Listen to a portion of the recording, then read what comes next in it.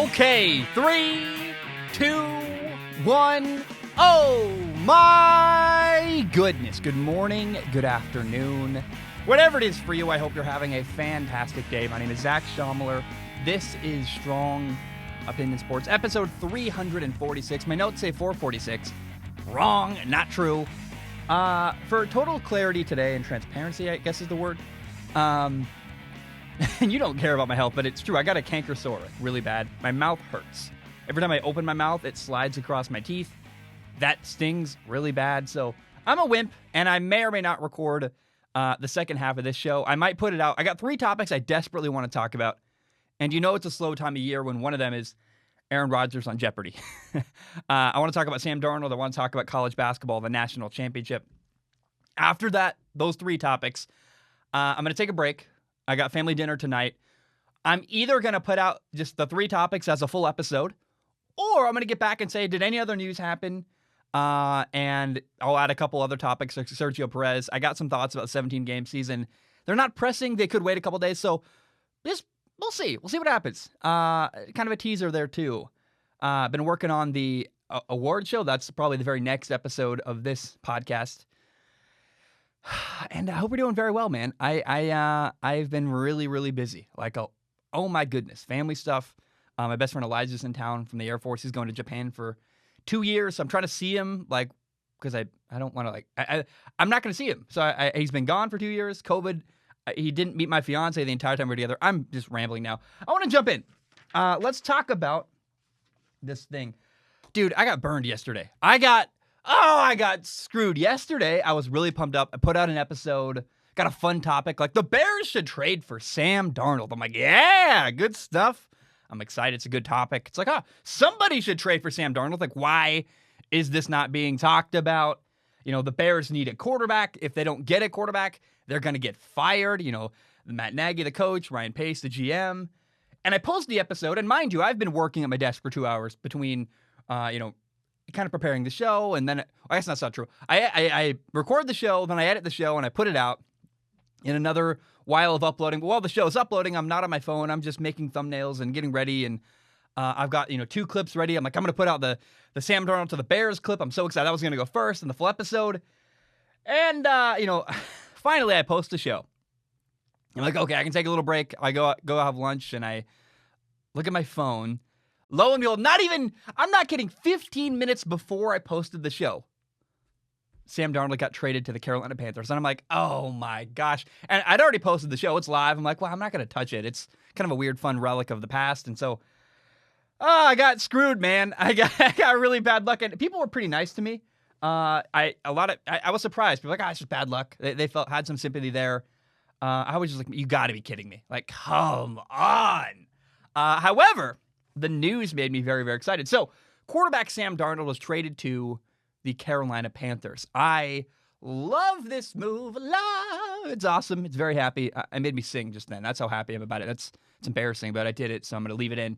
I like Carolina. I like their owner, David Tepper. I like their head coach, Matt Rule. I really like their offensive coordinator, Joe Brady. Matt Rule is not the offensive coordinator. Matt Rule, though, is a guy who I think is great at building culture. Reminds me a lot of a younger Pete Carroll, actually, where he oversees the operation. And Matt Rule is a guy he's probably the coach that I would most want to work for in the NFL. Like, I'd want to be, dude, I'll go be his videographer. I don't care. I like Matt Rule.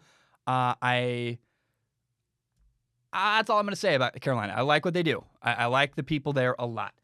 Now, I also love Sam Darnold. I think Sam Darnold is a guy who really, really was put in an awful situation. And so everything Carolina's doing, I feel very good about. Coach, owner, direction, players, personnel. Now they got a quarterback I really like. I'm like, oh my gosh, man, it's really, really exciting. So in the trade, Carolina got quarterback Sam Darnold. Great, good for them. Here's what they gave up to get Sam. The Jets got these 3 things. The Jets got a 2021 6th-round pick. The Jets also got a 2022 2nd-round pick and a 2022, next year, 2022, 4th-round pick. I got to say, man, the Jets did fine here. They're going to draft Zach Wilson with the number 2 overall pick, a quarterback out of BYU, restart their franchise there. Mike LaFleur is their offensive coordinator. I feel pretty good. Like, I think Zach Wilson's going to do – it's unknown. I would think he does well. Got a good coach, got a good GM, got a good offensive coordinator there. Usually that's hard to screw up. It is New York. It's not a lot of weapons there. We'll just see. I'm really excited to see what Zach Wilson does. Now, Carolina crushed it. Oh, by the way, the Jets got that second-round pick for next year. We'll see what player that becomes. Maybe that becomes a key part of their rebuilding process in New York. But again, it's low risk, high reward for Carolina. They gave up basically nothing, especially if Sam Darnold becomes their franchise quarterback. You gave up a second-round pick and some later-round picks for... I really, really, really think Carolina dominated this year. They crushed it. I feel really happy for them. Mind you, Sam Darnold is 23 years old. He's younger than Joe Burrow. Joe Burrow was drafted 2 years after him. Now, Joe Burrow had a great rookie year. Sam Darnold has never really shown the same promise that Joe Burrow did in his brief rookie season before he got hurt. But you also have to recognize, well, Sam has not gotten good coaching in the NFL. Bad coaching. Adam Gase, oh my gosh. I mean, the best way I can explain Adam Gase is that he's been riding on the coattails of working for Peyton Manning for years. And was he really the offensive coordinator when Peyton Manning was there? No, Peyton Manning, who worked with Gase, was running the show. Adam Gase was there. Like, I don't know what his role was, but it wasn't the same way he's had to be an offensive coordinator ever since. And he worked with Ryan Tannehill. Ryan Tannehill left Adam Gase. Ryan Tannehill went to Tennessee and got better and was more successful. So far recently, everybody leaves Adam Gase and does better. It's only we signed one quarterback do that, but I really, really, you have to recognize Sam is a young guy who was in a horrible, horrible situation with the Jets. He had no help around him at all, not a lot of weapons, bad coaching. Sam needed a fresh start. It's good for everybody. Sam needed to get out. The Jets needed a new quarterback. I mean, they could have tried to rehash it there, but I think it would have really reminded me of when the Lions kept rebuilding around Matthew Stafford over and over and over again. Sometimes, even if you have the right player, you just have to say, we need to restart and get a new person in the building because this person, you can't retread that over and over again. Now, here is why the Carolina Panthers got a steal, in my opinion. So Trevor Lawrence is going to go number 1 overall. Zach Wilson, number 2. Carolina has the number 8 pick now. Meaning that, in theory, depending on what happens ahead of them, it's possible Carolina could have gotten Trey Lance, Justin Fields, or Mac Jones. So compare those 3 guys, the quarterbacks in the NFL draft, to Sam Darnold. Which one of those 3 compared to Sam has NFL experience? None of them. Sam Darnold has NFL experience.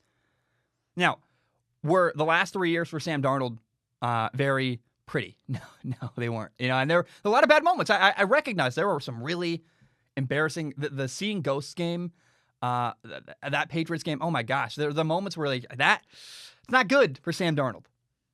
However, Mac Jones, Justin Fields, Trey Lance, they're all 100% unproven. I like Justin Fields. He's very, very talented. Got a lot of upside.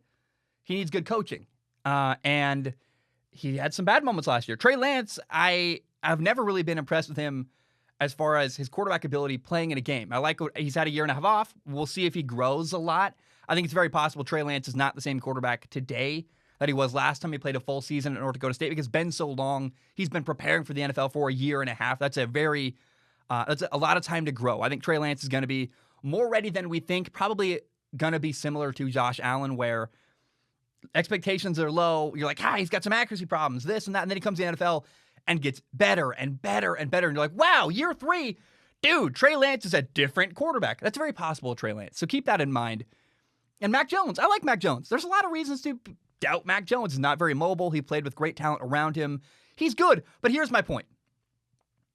All 3 rookie quarterbacks that are going to enter the NFL, Mac, Justin Fields, and Trey Lance, they're all going to need really good coaching if they want to be successful. The same is true about Sam Darnold. However, he was much cheaper. And you still got the number 8 overall pick, so you can either draft a player, please, hopefully that can help Sam Darnold, a guy like Kyle Pitts, Jamar Chase, Devontae Smith, Jalen Waddle, somebody who's a great, amazing talent who you can go, we're going to help Sam finally have some offensive weapons. That's very possible. The other thought is maybe they trade down. Maybe Carolina says, we'll take the Patriots or the Bears draft pick, and we'll take some really good first-round picks from New England or Chicago and have a really good future building down the road for Sam Darnold. That's also very, very possible. And despite some bad moments in the NFL, Sam Darnold has also made some amazing plays. There are some stuff that I think Sam Darnold got kind of buried in New York, where it's a bad football team, not winning a lot of games. There are some plays he has made where you're like, clearly the talent is there. Sam has high capacity to do really, really good stuff in the NFL. He just needs consistent coaching and stability around him. And again, he's very, very young with some NFL experience. And so I think Sam Darnold, I'll say this, man. I love the move. Sam Darnold gets to work with Joe Brady. The dude, Joe Brady at LSU, helped elevate Joe Burrow from basically nobody. No offense to Joe. He was like a 6th or 7th round pick his first year at LSU. He worked with Joe Brady for a year, went from basically nobody to the Heisman Trophy winner and the #1 overall pick. Now, Joe Burrow, I think pretty clearly has a maniacal work ethic. He worked his butt off to make that happen. You can't give all the credit to Joe Brady. But I've been around Sam Darnold. I've seen how he works, and his work ethic with Joe Brady, and finally a good situation in Carolina, it's a recipe for success. I love that. It's really, really going to be awesome. And he took a giant leap forward. Adam Gase to Joe Brady? That's not even a conversation. Who is way, way better? So, look, I'm really excited to look back 5 years from now, 10 years from now. We're looking at, okay, because I consider Sam Darnold almost in a weird way a member of the 2021 NFL draft class, where I think like, hey, we're going to compare Sam Darnold to Justin Fields, Trevor Lawrence, Zach Wilson, especially Zach Wilson, because they replaced one with the other, Trey Lance, Mac Jones. When we look back on this draft class and then you add Sam Darnold, who's the most successful? I mean, it's very possible it's Sam Darnold. Now, whoever gets to go work with Kyle Shanahan in San Francisco, that dude is set up to be very, very well supported. George Kittle, a good offensive line, a genius coach. Like, the guy in San Francisco is going to get a really good setup. I think it's hard to screw up based on who's available. 3 talented young guys, Fields, Trey Lance, or Mac Jones. They all got a lot of talent. Working with a coach that good, I go, they're probably going to succeed. I'd be very surprised if the 49ers did not do very, very well with whatever quarterback they choose, #3 overall. But Carolina might have gotten the best situation. I guess what I'm saying, they might have the best situation to develop a young quarterback where they got stable owner, great head coach Matt Rule, great offensive coordinator Joe Brady. They have that the number 8 overall pick. They could draft Jamar Chase, Jalen Waddle, Kyle Pitts, somebody who can help Sam Darnold succeed in the NFL, give him an offensive weapon. And I'm so excited, man. Sometimes you get a good player who goes to I talked to Ryan Leaf about this. You get a good player who goes to a bad situation. Doesn't matter how good they are. Sometimes if you go to dysfunction, the Lions, the Browns, Brady Quinn, Matt Leinart, I'm trying to think. There are guys who went to Matthew Stafford. There are people who, and Matthew Stafford's an example of he did the best he could to overcome the culture in Detroit and was really held back by that. But my point is, Carson Palmer's another example where to really do what he wanted in the NFL, he had to leave Cincinnati. Sam has floundered for 3 years, but he's been really, really limited by his organization, by the coach, and by the players around him. And I don't want to make excuses. Sam needs work. He needs to get better. He needs coaching. He needs to improve as a player. Undoubtedly, I'm not making excuses for Sam Darnold. That's what I'm trying to do. But I am saying that he's been in a really bad situation. And I literally had Ryan Leaf on the show to talk about that. The #2 overall pick, some people consider Ryan the biggest draft bust in the NFL. We talked all about that, what that experience is like and how you handle that. But he always makes a point to say, like, guys, it's more than Ryan owns. He's part of why he failed. And I think in my opinion, Ryan takes too much blame for himself. I think the people that were in the building in San Diego, between you and me, Ryan would never say this, and I don't think he never said this to me. But I've watched a lot of interviews from his coach and the way his former coach talked about him, and I'm like, dude, you're just throwing Ryan under the bus. No one's taking any accountability. Like, there's one coach in San Diego was like, we just expected him to come talk to us. It's like, you got to go to him. Like, what do you mean? I think there's a lot of dysfunction in San Diego that no one ever talks about relating to Ryan Leaf. So my point is Sam Darnold had a lot of dysfunction in New York. My long, rambling way of saying that. And look, Sam is finally going to have support around him. They, paid nothing to get him. They still have a top 10 pick. Guys, I've been wrong before, and time will tell. But, oh my goodness, I feel very, very good about Sam Darnold in Carolina. I love the move. I believe Sam will do very, very well in Carolina.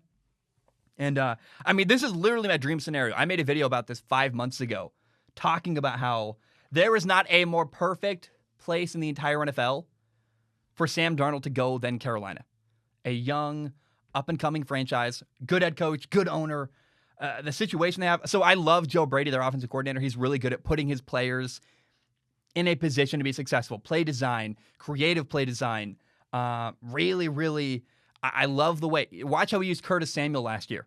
Curtis Samuel worked as a running back and a receiver last year. Like, whatever is best for his skill set, we're going to call that play. That stuff's going to happen for Sam finally. And I think, man, Joe Brady, Sam Darnold, Robbie Anderson is there. He played with Sam on the Jets. They had a really good connection there. Teddy Bridgewater is currently the starting quarterback in Carolina. Sam will have to take that job away from him at some point. That's also good. Sam was really thrown to the wolves very early. Now, he actually has worked with Teddy Bridgewater before. I believe he won the job from Teddy. But they know each other, and there's no rush to put Sam on the field. Take him in, let him learn. If he's not ready day one, I don't think he will be. He can sit behind Teddy Bridgewater, learn the offense. There's no hurry there. Sam Darnold is an investment for Carolina, but it's really cheap. And it's kind of like buying Bitcoin very early on, where people bought Bitcoin for like nothing and got massively wealthy later because the price just skyrocketed. And so I think Sam Darnold's very similar. I think Sam Darnold is going to be a really, really, what's the word? Like a really profitable investment for Carolina. And I just think he's finally in a good position to do very, very well. And I could not be more excited about Sam Darnold going to Carolina. Like, oh, yes! That was my reaction. I just was like so happy about it. And I cannot wait to see what happens in Carolina. And 10 years from now, we'll look back and go, of all the quarterbacks drafted in that year, was Sam Darnold maybe not the most successful? Okay, last night, Baylor beat Gonzaga in the college basketball men's national championship. I watched it. Baylor won the title game. It was not a close game. Baylor won 86-70. And, oh, man, Baylor was actually up 19 points for a moment in the first half. I mean, it was just not a... Baylor was bigger, faster, stronger. They physically dominated Gonzaga. It was a mismatch. I mean, literally, I'm not kidding. They just dominated inside.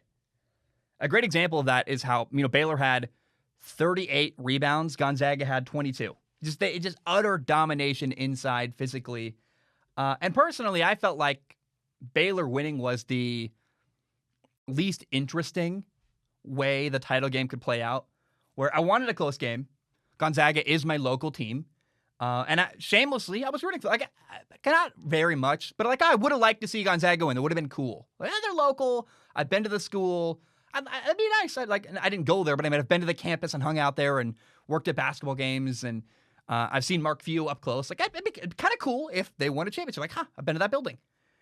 And more importantly, though, because my priority, I don't really care about teams. I root for players. My priority was I want a close game. Whether Gonzaga wins or Baylor wins, I don't care. As long as it's tense and close and interesting near the end of the game, I'd be very happy. And now, if Gonzaga had won in a blowout, I don't love blowouts, but hey, at least you could say, well, it's interesting and cool because Gonzaga would have been the first team since 1976 to go undefeated and win a national title. We didn't get that. We kind of got the least interesting outcome where Baylor dominated. They won in a blowout. I guess I will say my boredom transitioned in the second half, kind of midway in the second half. My boredom transitioned to respect for Baylor because they were playing really good defense, really good basketball. They really, really got stifled and suffocated Gonzaga on offense. Gonzaga's offense, which has been, they move the ball very, very well. They score a ton of points. They couldn't do anything last night. They were just total, the word is suffocated, man. Baylor's defense put a lot of pressure on them. They were forcing Gonzaga to make tough shots. They're like, we are not going to give you any easy buckets. You have to earn it. And Gonzaga, frankly, didn't have the physical ability to hang with Baylor. And you got to respect it, man. The better team won, like, by a lot. And I do wonder if, Baylor was number 2 all year. Baylor, this is a fact. Baylor was a number 2 ranked team all year in college basketball. And they had to watch Gonzaga get ranked number 1 and stay there all year. And Gonzaga, I've been there. Like, I like them, but they play in a really, really weak conference. They play nobody. And so they're playing cupcake opponent after cupcake opponent, dominating like they should if they're a good basketball team, sure. But then remember, Gonzaga was supposed to play Baylor like December 5th. Gonzaga got COVID. Game didn't happen. I bet Baylor's sitting there like, you guys are lucky. If you'd played us, you wouldn't be undefeated now. I wonder how much that, I don't think it matters because they want to win the title more than they want to beat Gonzaga, but I'm sure it felt good to win a title against Gonzaga and go, oh, they're number 1, huh? Yeah, sure. And no, they're not. We kicked their behinds. And I'm sure the fact they got to do it against Gonzaga must have felt good. Also, I got to say, well done by Scott Drew, the Baylor coach. He's been there for years and years. I think 18 years now. Since 2003 was his introductory press conference. 18, 17 seasons. I don't know. You can look it up. I don't really care. Been there for a long, long time. And it's been a slow journey turning the Baylor basketball program around, the men's team. Brittany Griner, Baylor, the good women's team. Baylor's men's team was really, really bad for a long time. Scott Drew turned them around. Good for Scott Drew. I can't imagine that feeling when you take a horrible program, you're invested, it's like your life's work. The culmination of Scott Drew's life's work, his whole career at Baylor, led to him winning a title last night. Good for him. Good for the players. I'm really happy for them. And I like Gonzaga. I like their coach, Mark Few. But Baylor was clearly the better team. And man, last night was a job well done. So good job for Baylor. Happy for Scott Drew. Happy for the players. And it was not the game I wanted. And not even because Baylor won. I just wanted a close game. And it wasn't a close game. I was disappointed at that. But like I said, as the game went on and Baylor dominated more and more, my boredom and disappointment kind of transitioned to respect. And I finished the game going, wow, good for Baylor. That's actually a really good win in college basketball, and I respect it. Let's shift gears. Another thing from last night. So we had the national championship. We had the Sam Darnold trade. And the nightcap for me was I put on Jeopardy for the first time in my entire life. I've never watched Jeopardy until then. And one thing I got to say about Jeopardy, and I was there because obviously Aaron Rodgers, the Packers quarterback, guest hosted the show. I never watched Jeopardy, but I turn on the show, first time ever. You hear the music. It's the first time like, oh, I recognize da na na na na na na na na na na na na na. I'm like, oh, I recognize that music. I remember like anytime in baseball a batter was taking too long, or like people kind of hum that. And I somehow had a connection to Jeopardy I'd never known. And I guess I've seen some skits about Jeopardy, but I just had never really watched the Jeopardy thing. So first of all, it's a good show. Much faster than I would have thought. Very it's 30 minutes. It's like bang, bang, bang, question after question after question. And it's kind of fun to guess the questions as the contestants go. Like, good time. Now, Aaron Rodgers got me to watch it. The draw worked. I became a fan, actually. I liked Jeopardy. I imagine Jeopardy's kind of like Survivor, where people watch Jeopardy, then they go on the show, and they know the show. They know how to do it better because they've watched the show for years, kind of like people go on Survivor, and they've watched that for years. Now, Aaron as a guest host was great. If Aaron retires from football in a couple years and becomes the full-time Jeopardy host, I think that'd be not surprising, and he'd be really good at it. He's phenomenally good at that job. And I think most importantly, in a weird way, it is Aaron Rodgers, but you actually don't notice he's there. It could have been anybody because Aaron is so good at that job where he's not drawing all the attention on him. He's not screwing up. It's seamless. And it's not about him. He fits it very well. And I mean, he's very well prepared. You can tell that, which I think is something that does translate from playing quarterback to being a host on a show, is you have to be very well prepared. Aaron was. He read, a lot of his job is reading stuff on the show, reading question and reading lots of like nerdy words. He did it very well, was very well prepared. His inflection was always on point. He was a very clear speaker. And that's most of his job was reading. And he killed it. And he was personable and fun. And I liked it, man. I was like, Aaron, well done. Now, one notable thing happened in this moment is during Final Jeopardy, where I hit my mic. At the end of Jeopardy, you write down the Final Jeopardy answer. One contestant, Scott, didn't know the answer, so he wrote, who wanted to kick that field goal, kind of taking a fun jab at the Packers game in the playoffs where they kicked a field goal even though they probably should have gone for it on the goal line. And Aaron very quickly diffused. I don't even remember. It was so like not controversial. I don't even know what happened. Like I saw the moment, but it was like a TV moment. But for me, I was like, that's not really. It's not that like Aaron was good, and it was kind of actually not very noteworthy other than Aaron's there because Aaron did such a good job, was so professional. There's no real controversial moments. But I will say like not a lot of notable stuff happened. However, Aaron was a good draw. It got me to watch Jeopardy at a great time. And I think I added it to I have YouTube TV, which is great. You can have a gigantic DVR, like endless DVR. So I just recorded like every episode for the rest of time.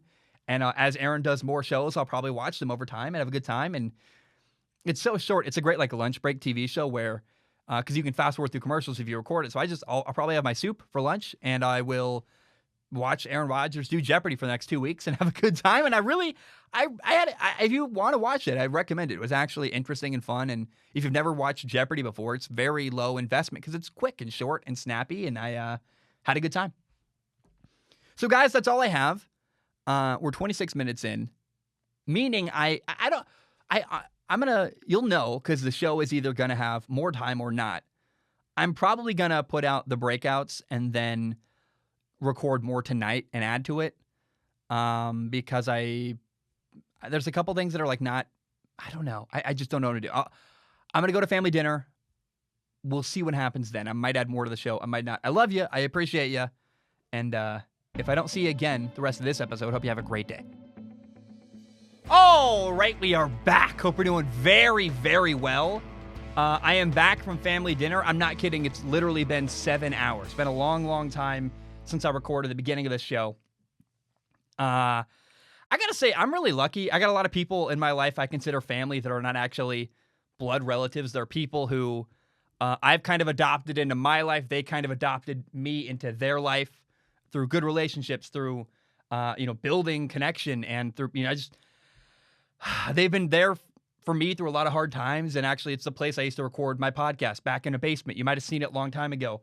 And I just went to dinner, went to their house. We had dinner, played Settlers of Catan, an amazing game. And I just was reminded of how lucky I am to have really good people in my life. And I got to tell you, if you have family problems, my parents are divorced. My brother's gone. You can still have a good family experience, even if it's not people that are your blood relatives. So I'm lucky I got my mom and my dad that are my blood are awesome. But I grew my family even more. And I just encourage you can have really, really meaningful connections with people that feel like family, even if they're not actually blood relatives. I can't say that enough. Go find connections, find people, find your people. You can do that. They don't have to be your blood relatives. And I'm really, really lucky. Every time I see them, I'm like, I'm reminded of how lucky I am to have that group of people. Today, so what I want to do is I got 3 topics I want to share and talk about. They're not enough to make a full show out of them. They're kind of like tidbits. They're 3 little things that I want to share that I couldn't hold it any longer because it's really got to fit at the end of a show because the next episode is the SOS NFL Awards. It's going to be 10 gigantic awards with trophies and highlights and a lot of fun. I think it'll be very, very entertaining. After that, assuming some gigantic news story doesn't break, like Russell Wilson is traded to Chicago or something insane like that. After that, we're going to do the NFL draft quarterback breakdowns. I'm going to share my thoughts on who I consider to be the top 7 quarterbacks in the draft. So that's coming up too. So I'm like, what do I do with these like 3 miscellaneous topics? We're going to talk about them right now. I want to start with this. The NFL announced that they are now going to begin a 17-game regular season. Everything's going to be extended by a game. It starts this year in 2021. There will only be 3 preseason games. And then, of course, the 17 regular season games. I've been pretty quiet. This was not announced recently. It's kind of been a while. And I didn't want to just react like, oh, here's my thought. And I wanted to sit on it and do some journaling and write about it and think about it. And I came up with 2 things that I think are the most impacted by this announcement. So number 1, when I think about having a longer season, I think about injuries. Pretty obvious, when you add more games, there's then also more opportunities for people to get hurt. And a lot of people have a hard enough time playing a 16-game regular season, let alone 17 games. That's a long, long time. And the 2 positions I believe are going to be most affected by adding an extra game. And I think, man, people are like, oh, it's only 1 game. I know, but 16 games is probably already pushing the human body beyond what it should for like a running back or an offensive lineman, a defensive lineman. Adding an extra game is a big deal for linemen, for running backs. And there will now be more rotation than ever before. I believe at the offensive line, especially at running back. I mean, teams that have 1 running back, Saquon Barkley, Derrick Henry, great, but they have to have a number 2 running back. You have to have another guy who can be in the mix in the rotation.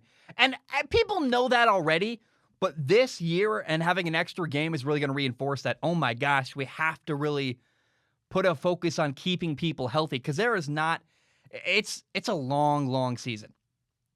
And unfortunately, first of all, running backs, more than any other position, offensive line is in there. I mean, the trenches in the offensive line versus defensive line, there's a lot of, they hit their heads, there's a lot of, the knees are messed up. It's really, really brutal in the trenches. But also running backs, they get the tar beat out of them. Running backs in particular, man, get beat up. And unfortunately, the running back position and playing that position just got less valuable. That's not good. I feel like every time I talk about the running back position, it's doom and gloom. Don't play running back, play quarterback, play receiver, play anything but play cornerback, not running back, because running backs are expendable, and they're going to be even more expendable now moving forward. Teams are going to realize, well, we have to have a number 2 back who we can have a 1-2 punch with because it's just not sustainable to have one guy run for 17 games in a row, then a playoff run. It's a lot. Your body just cannot handle that. And teams are going to start leaning on younger and younger running backs, rookie contracts, guys who are low investment. They're not paid a lot of money guaranteed. And if you are a guy looking for a second contract, frankly, they would rather just bring in a rookie who has got less mileage, who got a lot, maybe a younger body. They are just happy to replace you. That's the reality, unfortunately, with the running back position. And teams, because of adding an extra game to the NFL regular season, are going to have to get creative with how they rest players and how they, take a game off week 8 randomly to keep somebody healthy or give them time to rehab, or, a lot of substitutions to keep a guy, off the field to keep his legs fresh. I mean, we're going to see a lot more of that, I think, than ever before. In fact, I saw an article out there that was like, maybe Aaron Rodgers should only play 15 of the 17 games next year. Like maybe the Packers should rest Aaron Rodgers for 2 games and let Jordan Love play against 2 bad teams to keep Aaron safe and give Jordan Love some reps. Interesting conversations like that are going to start popping up everywhere, and player safety is going to be something people are going to have to consider more and more because of adding an extra game. I know people are like, it's only 1 game, but you don't realize how hard it is. 16 games is a lot, let alone that extra one. It's just going to bring more awareness to people in the building going, oh, we got to take care of our guys. We can't just let our guys get beat to tar for week after week after week. Now, another result of adding more games, pretty obviously, is that more records will be broken. Again, it's just a simple result of opportunity. The more opportunity you have to play and put up big numbers, the more opportunity you will have to break records. Offensive records in particular are going to get shattered. The rules are getting softer and more favorable to offense, and there's going to be more games. I'm telling you guys, regular season and even career records. I mean, a player who starts their career, Zach Wilson, Trevor Lawrence, guys like that, they have literally more games in their career to work with than guys who played previously. It's simple math. They're going to have a higher opportunity to set all kinds of crazy records in the NFL. And then the other thing, of course, that I think about, that kind of the final third brief thing, is that obviously by adding another game, the NFL is going to make more money. The league will make more money. It's more opportunity. The more meaningful games you have, the more meaningful ads you can run in games. Advertisers are very happy about this. There's going to be more money all around for the billionaires in the league. Not the millionaires, not even the poorer guys. You don't realize, like, a lot of NFL players are not millionaires. They are guys who make very good money for a couple of years, and then their career is over, and they are not set for life, even a little bit. So there's also a weird wrinkle. I need to do more research on this. There's not a lot of information out there. I saw Adam Schefter put out there. Let me try to find it. He said that as a result of having a 17-game regular season, there's going to be the way they pay players will change. Let me find it. He said, let me find it. Oh, we're so close. We are so close. Little known fact. Starting this year, NFL player salaries will be paid over 36 weeks as opposed to the 17 in which players had been paid. So players will be paid over a longer period of time.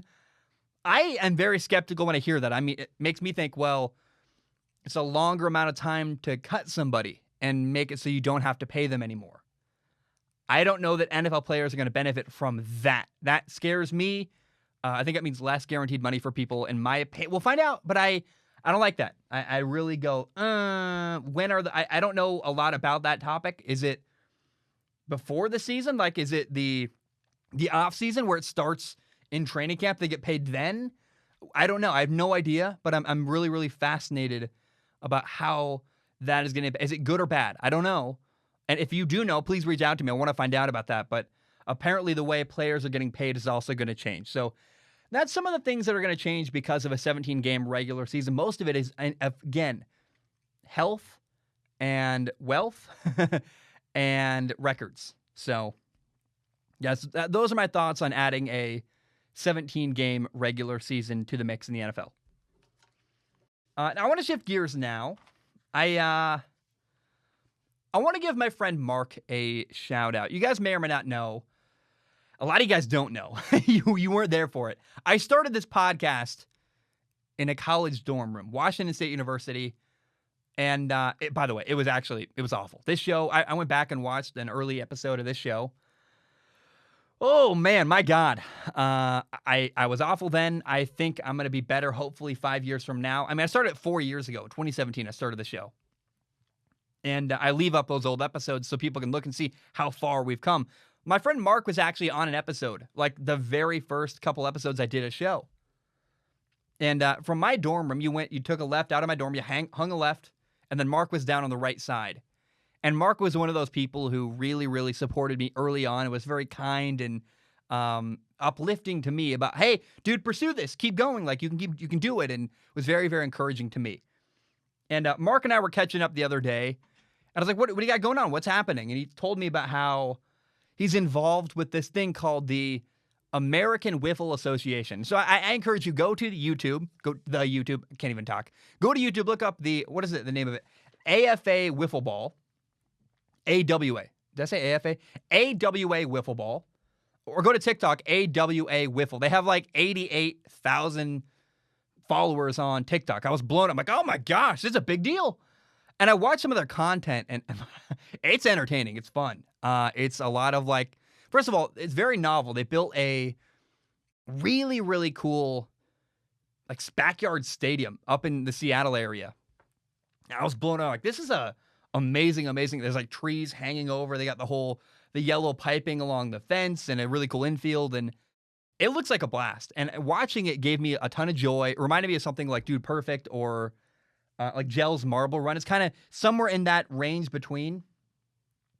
And I was blown away by the production value. I was blown away by the organization. I could never, ever put on something like this. Again, it's AWA Wiffle Ball, American Wiffle Association. Mark, you and your guys, well done. Again, it reminds me, there's a YouTube channel called Gell's Marble Run where you watch it and it has this unexpected level of organization, but it's actually more impressive to me what the AWA is doing than Gels Marble Run, because there's a lot of people involved. It's logistical. It's organizing people and herding people around. And I just the organization of how they do it. I can't imagine having a bunch of teams and a bunch of people. And it looks genuinely fun. It makes me like, can I come play? Hey, Mark, can I come play in a game? Like be a guest star? I don't know. I would love to play in a game. And I just, it's not for everybody. I think it's very, very cool. My fiance did not enjoy it the same way I did. But they sent me a bunch of videos. They have like a top 10 plays. They have a video. It's like their most exciting game. There's a bunch of stuff out there. Go find their content. It's just fun and entertaining. And if you like baseball at all, it's just really like kind of novel and fun. And I had a good time. And I'm not just saying this because Mark, and I talked about it. I looked at what Mark was doing. And I'm like, this is cool. It deserves some recognition and some respect. So go find the AWA Wiffle Ball YouTube channel, or their TikTok is like popping. It's huge. And I have been very, very anti-TikTok for a long, long time. And then I realized, wait, TikTok is like way better than Twitter. Like I hate Twitter with a passion, and I hated TikTok till I realized every time I watch TikTok, it makes me happy. So, that you cannot, no matter what you say, TikTok makes me feel very good. I have a good time. And so does the AWA, American Wiffle Association. Go look it up. It's a good time. And Mark, again, you guys, everyone there, the logistics you guys must have dealt with to make content, put stuff on YouTube, the editing, the having people to play in games at all. I'm blown away. I could never put together something like that. It's a big undertaking. You made a whole league. Very, very well done, Mark, and everyone there. The AWA, you guys are awesome. If you ever want a guest player, I'll come play. I'll put my banner, the Strong Opinion Sports banner, in the outfield. I think it'd be really, really fun. Let me know, and keep doing what you guys are doing. And guys out there, look it up. AWA, American Wiffle Association. It's fun. It's exciting. It's cool. It's just like novel and eclectic and a good time. I encourage you to go check it out. Finally, I want to end with this. I want to talk about Formula One. So if you're not a Formula One person, goodbye. Have a great day. No problem. I've been thinking a lot about Sergio Perez and the race he had in the opening race of the Formula One season at Bahrain. And so race number one, Sergio Perez had a ton of problems off the track, mechanical problems where stuff he couldn't control. And he ended up starting the race in P20, which is awful. The very last on the grid. I think he literally started from pit lane because he lost power to his car. It was like just really, really unfortunate. And what's really impressive about this race, and the more time I spend reflecting on it, the more I go from what I thought was disappointing at the time. I remember going like, that's just awful. And now I look at it and go, well, but it's also in a weird way very encouraging. He went from P20 last in the race. He finished P5. He worked his way all the way through the pack up to P5 by the finish of the race. That shows a tremendous amount of pace. So I on one hand, what happened in the race for Sergio Perez, awful, unfortunate, really, really bad. But the more I think about it, the more I go, well, if Red Bull can get him to have a good qualifying session at the next race, if he can qualify well and maybe start somewhere closer than P20, he'll probably do very, very, he's got incredible pace in that Red Bull car. And for so long, I've been watching Red Bull going, please, can you finally challenge Mercedes? And this year, it looks like they have the pace to do that, but they need a number 2 car behind Max Verstappen, maybe even in front of Max Verstappen, to challenge Mercedes up at the front for podium positioning. If they can figure out qualifying and get him up to the front, Sergio Perez very clearly has the pace. And that's something when I look back on my analysis of the Bahrain race, the Bahrain Grand Prix, I just had I was very short-sighted. I was kind of emotional and frustrated. Like, dang it, they couldn't figure it out with Sergio Perez. But the reality is, as I think about it now, well, going from P20 to P5, in an odd way, it's encouraging because it shows the pace he can have when he does well. And if only he can start closer up, they're really going to be very, very competitive. And Red Bull, as much as it was disappointing, it's also in a weird way oddly encouraging that he actually is exactly what Red Bull needs from a partner to Max Verstappen. And so it's just going to be a very, very special Formula One season. I cannot wait to watch how things play out. I shamelessly am rooting for Red Bull to challenge Mercedes. I would like to see them beat Mercedes. I've been like really wanting that for a long time. And how cool would it be if this was the year that happened? So, Sergio Perez might exactly, even though he had a bad race one. Did he though? He actually had a good race. It just started badly. He could be the answer to everybody's prayers watching and hoping that Red Bull can someday beat Mercedes. Guys, my name is Zach Schomler. Thank you so very much. I love you. I appreciate you. I'll see you guys next episode. It'll be the SOS NFL Awards. It'll be a lot of fun. And, man, quarterbacks, the NFL draft, a lot of stuff's happening. It's coming up. I am just really, really enjoying my job. I love sports. I love football. I just am having a great time. Hope you have a great day. I love you. Bam, we are done.